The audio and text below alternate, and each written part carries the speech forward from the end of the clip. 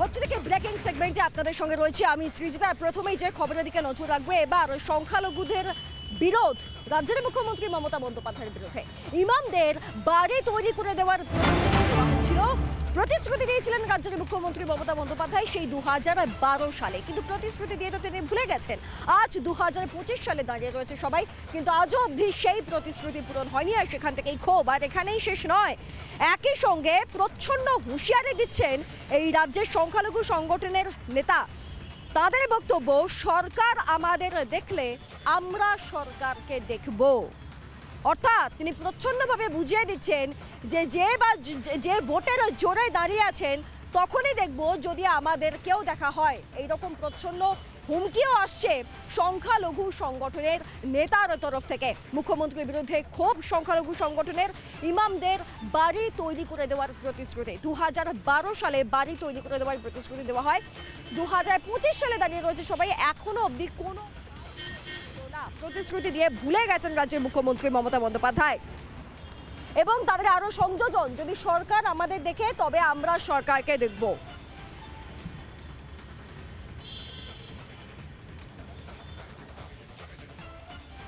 গত 2 বছর আগে আমাদের 500 টাকা অনেক দাবি দেওয়া আন্দোলনের পরে বেড়েছিল। মুখ্যমন্ত্রী যে নেতাজি ইন্ডোর স্টেডিয়ামে 2012 সালে এপ্রিলে যখন ভাতা চালু হয় তখন কিন্তু কিছু ওয়াদা করেছে, যে বলেছিলেন যে যাদের গৃহহীন তাদের গৃহ বা ঘরের ব্যবস্থা করা হবে। এই ব্যাপারটা কিন্তু উনি সবসময়ই ভুলে যান। বলেছিলেন তাদের ছেলে মেয়েদের পড়াশোনার ক্ষেত্রে হেল্প করা হবে আলাদাভাবে ওয়াকফ বোর্ড থেকে স্টাইপেন্ড দিয়ে। তো ওয়াকফের বর্তমান যে সিচুয়েশন পশ্চিমবঙ্গ রাজ্য ওয়াকফ বোর্ড, এদের ইয়ারলি ইনকামই হচ্ছে 1 কোটি টাকার নিচে। তাহলে এদের ইনকাম না বাড়লে দিবে কোথা থেকে?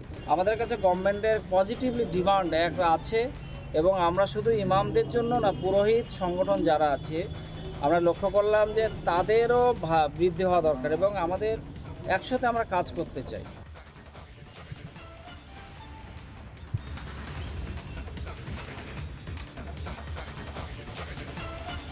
আপনারা শুনলেন তাদের বক্তব্য, এবং তারা স্পষ্টভাবেই বলছেন যে দীর্ঘ আন্দোলন প্রতিবাদ করার পর তাদের কিছুটা হলেও টাকা বেড়েছে, আর বাড়ি তৈরির প্রতিশ্রুতি সেটা তো ডুমুরের ফুল হয়ে গিয়েছে।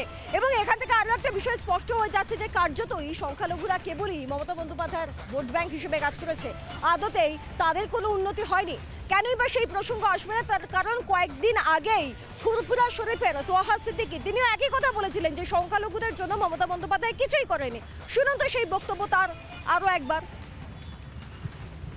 আপনি যদি বলেন 100% কাজ ফুরফুরা উন্নয়ন করে দিচ্ছি, এর চেয়ে বড় বেইমানি আর কিচ্ছু নেই। এই যে মুসাফেরখানাটা আছে না, এই মুসাফেরখানাটা আজ থেকে 7 বছর আগে তৈরি হয়ে গেছে। ওখানে এখন পর্যন্ত একটা কোনো 1 সপ্তাহ আগে পর্যন্ত একটা কুকুর ঢোকে নেই। এত বড় বড় গাছ হয়েছিল। আজকে যতটা মুসাফেরখানা দেখলে শুধু মুখ্যমন্ত্রীর ওসিলায় আবার তারা পড়ে যাবে মনে হচ্ছে। আমি তো আপনাকে বলছি, মমতা ব্যানার্জি কি আর বলবো, আমাদের বাড়ি যদি 6টা ছেলে মেয়ে হয় আমার তাদের খবর রাখতে পারেনি। আর মমতা ব্যানার্জি বাংলার খবর রাখবে কি করে বলুন? আমার সঙ্গে তো সেনাশিসের সঙ্গে এই নিয়ে ঝগড়া। উনি 14 বছর উনি এই এলাকার হচ্ছে এমএলএ। আমি তো চ্যালেঞ্জ করছি, উনি 14,000 টাকা খরচা করে দেয়, প্রমাণ করুক না। শুনলেন তোহা সিদ্দিকীর বক্তব্য। এই মুহূর্তে আমাদের সঙ্গে রয়েছেন ফোন লাইনে বিজেপি নেতা সজল ঘোষ, তার সঙ্গে কথা বলি। সজল বাবু, এবার তো সংখ্যালঘু সংগঠনই মমতা বন্দ্যোপাধ্যায়ের বিরুদ্ধে রাস্তায় নেমে পড়েছে। 2012 সালে যে প্রতিশ্রুতি দিয়েছিলেন বাড়ি তৈরির ইমামদের, তারা আজও হয়নি। আপনার প্রাথমিক প্রতিক্রিয়া? প্রথম কথা হচ্ছে, দেখুন, ইমামদের বাড়ি তৈরি হবে এই বিষয়টাকে আমি সমর্থন করি না। বাংলার সংখ্যালঘু যাদের বাড়ি নেই, যাদের বাড়ি প্রয়োজন, তাদের বাড়ি তৈরি হোক, এবং বাড়ি তৈরির ক্ষেত্রে সংখ্যাগুরু যেন দেখা না হয়। আমরা কেন্দ্রীয় সরকার যখন বাড়ি তৈরির করেন, প্রধানমন্ত্রী গৃহ আবাস যোজনা করেন, তখন তিনি বলেন না যে পুরোহিতদের বাড়ি দেওয়া হবে, তখন তিনি বলেন না ব্রাহ্মণদের বাড়ি দেওয়া হবে, তখন তিনি বলেন গরিব মানুষকে বাড়ি দেওয়া হবে। সরকার সেই রকম ভাবে বাড়ি দিক। আসলে এটাই তো আমরা বিরোধিতা করেছি। মুসলমানকে তোষণ করেছে, এবং ফ্যাক্ট ইজ দিস যে মুসলমানকে তোষণ করে আলটিমেটলি কিছু দেয়নি, মিথ্যে প্রতিশ্রুতি আর ভয় দেখানো ছাড়া। প্রতিদিন ভয় দেখিয়েছে যে এরপরে বিজেপি এসে গেলে তোরা আর নামাজ পড়তে পারবি না। আমি বলি ডবল মুসলমান থাকে পশ্চিমবঙ্গের থেকে উত্তরপ্রদেশের মুসলমান থেকে আজকে গ্লোবাল ওয়ার্ল্ড তারা সহজেই উত্তরপ্রদেশের মুসলমানের খবর পায় যে এমন একজনও নেই যে সেখানে তারা নামাজ পড়তে পারে না।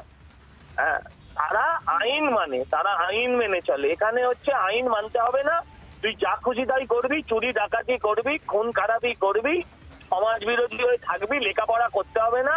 মাদ্রাসায় আমরা তাও মাদ্রাসায় শিক্ষক দেয় না, মাদ্রাসায় কিছু দেয় না, মাদ্রাসা নিয়ে স্লোগান। সহজ কথায় বলতে গেলে সজল বাবু, যে এরা কেবলই ভোট ব্যাংক এবং এদেরকে জুজু দেখিয়ে সিএএ এবং এনআরসির এই সমস্ত জুজু দেখিয়ে কার্যত মমতা বন্দ্যোপাধ্যায় নিজের আসনটি শক্ত করে ধরে রেখেছেন।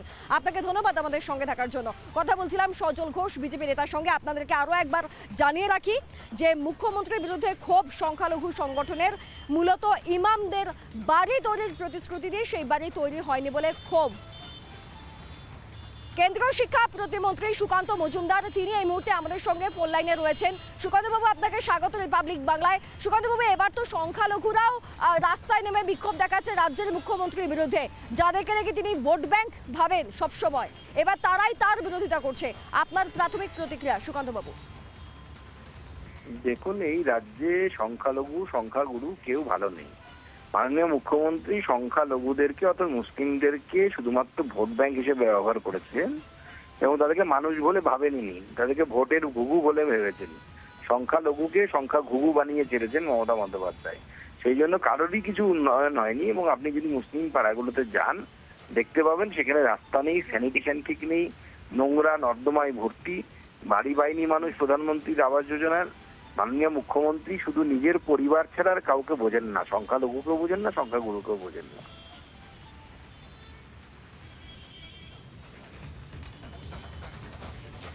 সুকান্তবাবু, আপনাকে এই জায়গা থেকে আমি আরেকটা প্রশ্ন করতে চাই, সেটা হচ্ছে যে এই ইমামরাই, মানে যারা আজকে বিক্ষোভ করেছে তাদের বাড়ি তৈরি হয়নি বলে, তারা আবার প্রচ্ছন্ন হুঁশিয়ারিও দিচ্ছে যে সরকার আমাদের দেখলে আমরা সরকারকে দেখব, এরকম মন্তব্যও কিন্তু আসছে।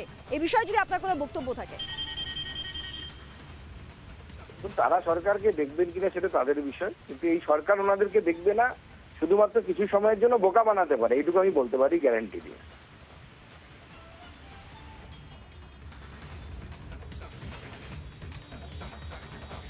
বেশ, ধন্যবাদ সুকান্ত বাবু। আমরা কথা বলছিলাম কেন্দ্রীয় শিক্ষা প্রতিমন্ত্রী সুকান্ত মজুমদারের সঙ্গে। এই মুহূর্তে আপনাদেরকে আরও একবার জানাই, মুখ্যমন্ত্রীর বিরুদ্ধে ক্ষোভ সংখ্যালঘু সংগঠনের, ইমামদের বাড়ি তৈরির প্রতিশ্রুতি এবং 2012 সালে সেই প্রতিশ্রুতি দেওয়া হয়, আজও সেই প্রতিশ্রুতি পূরণ হয়নি বলে ক্ষোভ। আপনাদেরকে আরও একবার শোনাবো সংখ্যালঘু সংগঠনের নেতা সেই ইমাম কি বলেছেন, শুনুন একবার।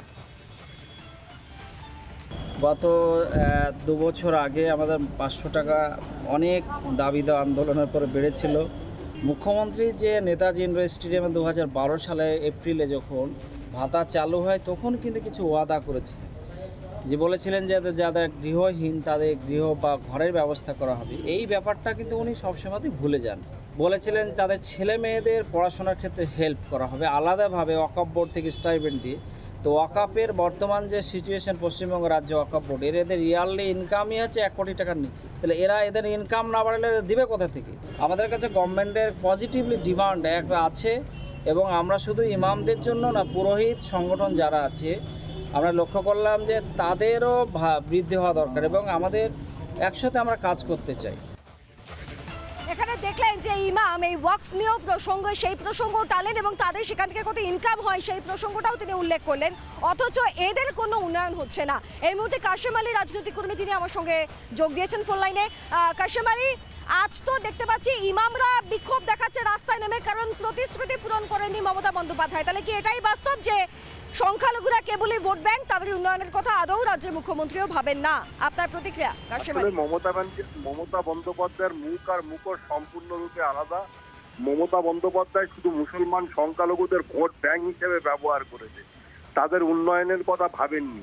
আজকের ইমাম এবং মুয়াজ্জিমরা বলছেন আগামীকাল সাধারণ ঘরের মা বোনেরা বলবেন মমতা ব্যানার্জির উপরে ক্ষোভ উগরে দেবেন, প্রকাশ্য মানুষ রাস্তায় নামবে, শুধুমাত্র সময়ের অপেক্ষা। গোটা বাংলাকে মমতা বন্দ্যোপাধ্যায় মুসলমানদের তুষ্টিকরণ করে মুসলমানদের বদনাম করেছেন, সংখ্যালঘুদের বদনাম করেছেন। মুসলমানদের গোটা বাংলায় আজকে বদনাম হয়েছে শুধু মমতা বন্দ্যোপাধ্যায়ের জন্য। কলঙ্কের দাগ আমাদের গায়ে লেগেছে। শুধুমাত্র মমতা বন্দ্যোপাধ্যায়ের জন্য। মমতা বন্দ্যোপাধ্যায় আমাদের তেজপাতার মতো ব্যবহার করেছে, আমাদের ব্যবহার করে ছুঁড়ে ফেলে দিয়েছেন, আমাদের কোনো উন্নয়ন তিনি করেননি।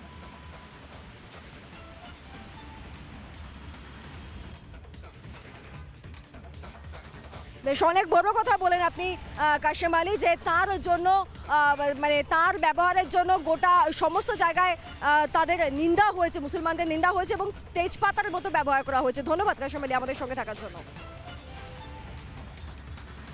নানা ধরনের কন্টেন্ট দেখার জন্য লাইক করুন, শেয়ার করুন আমাদের ফেসবুক পেজ, সাবস্ক্রাইব করুন আমাদের ইউটিউব চ্যানেল। পাশাপাশি অন্যান্য ব্রেকিং নিউজের জন্য অবশ্যই চোখ রাখুন রিপাবলিক বাংলায়।